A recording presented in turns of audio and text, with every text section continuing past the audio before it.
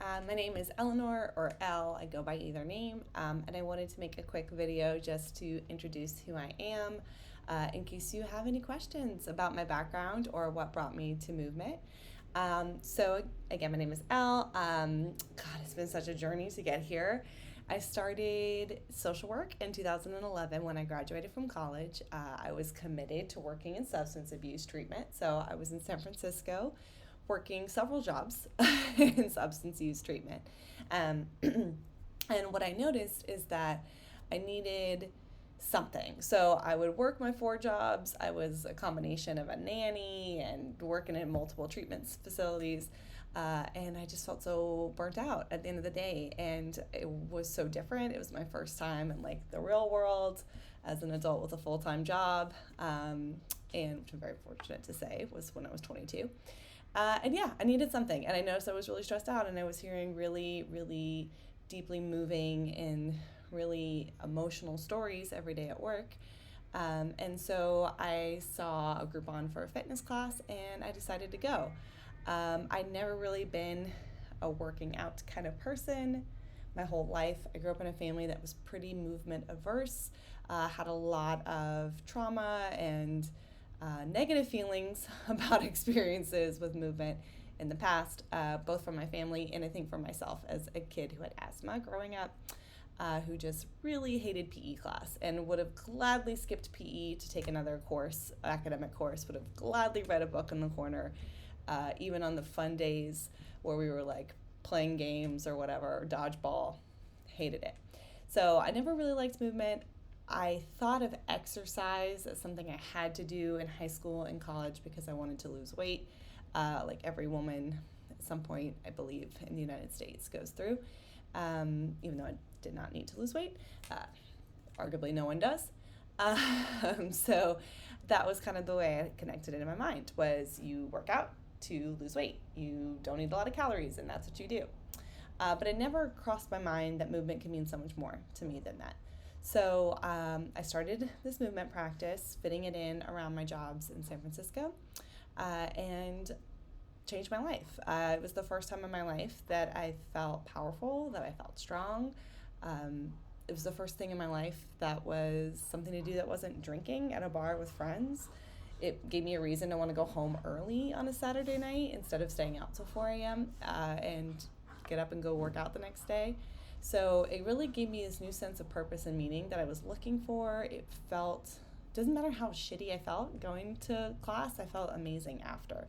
And it kind of became a little bit of an addiction. I started working out, or moving, I'll say, like 20 hours a week, which is crazy, over a 7-day course. Now keep in mind, I was 23. So I had a lot more energy. I had a lot less responsibilities because I was working, but I didn't have kids. I was single. So it was really just me and my roommates having fun and working and, in my case, moving. So for me, that was probably the beginning. And it's interesting to me that they kind of, they have seeds before that time, but I really look at that time in 2011 and 2012 as when I started to realize the path that this would become, where mental health and movement really have this synergistic piece where they go together. So I continued on the journey with both. Ended up leaving San Francisco and going to Austin to go to graduate school for social work. I brought my movement practice with me. By that point, I was teaching as a way to offset the cost of taking all those classes every week and to also make a little extra income. I also love teaching. I love guiding people. I wanted to have people experience what I felt. There was something so deeply powerful and moving about fitness for me at that time that I was like, oh, this is a thing that you can like tell people and share with them. And I wanted to guide people on that journey. So it was really meaningful for me. I got to Austin and it continued my practice. I was in graduate school, so definitely not doing 20 hours a week by that point, but making sure that it was a priority every week, that I knew when I'd be moving, because I knew grad school was going to be another very deeply emotional time. In many ways I did not expect, and some I did. So I kept up with the practice at that time.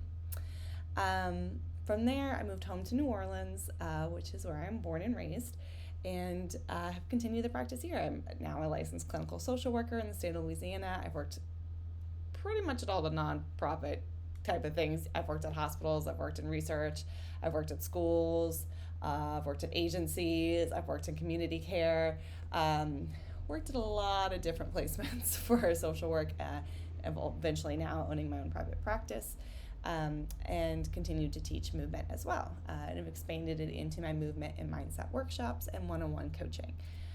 Something that's really important to me and is my guiding principle in both my social work practice and in my movement practice is reclamation. And the idea of reclamation to me is this idea that we are all born into a pretty toxic world.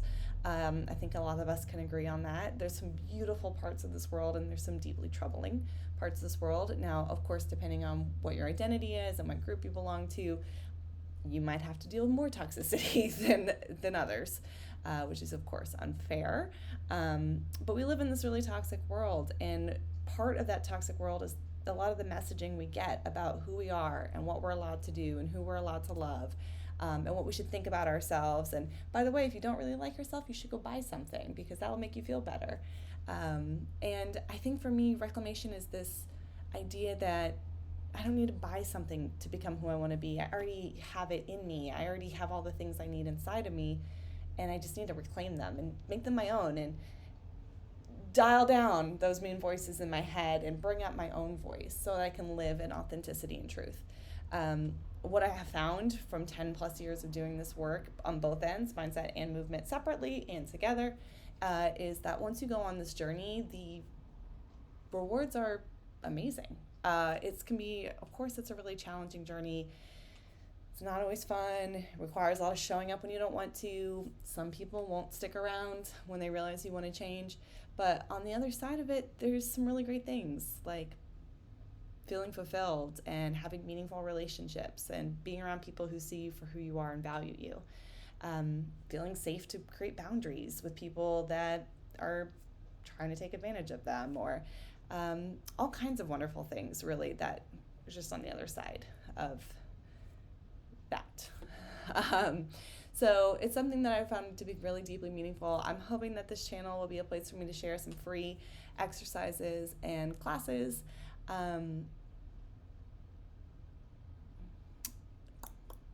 Some short videos and some longer videos. I'm hoping to also get some online workshops rolling that will be free, just so you can have access to them. And of course, if you're ever in person in New Orleans and you'd like to check them out, let me know. Other than that, I think that's about it for today. All right, thanks.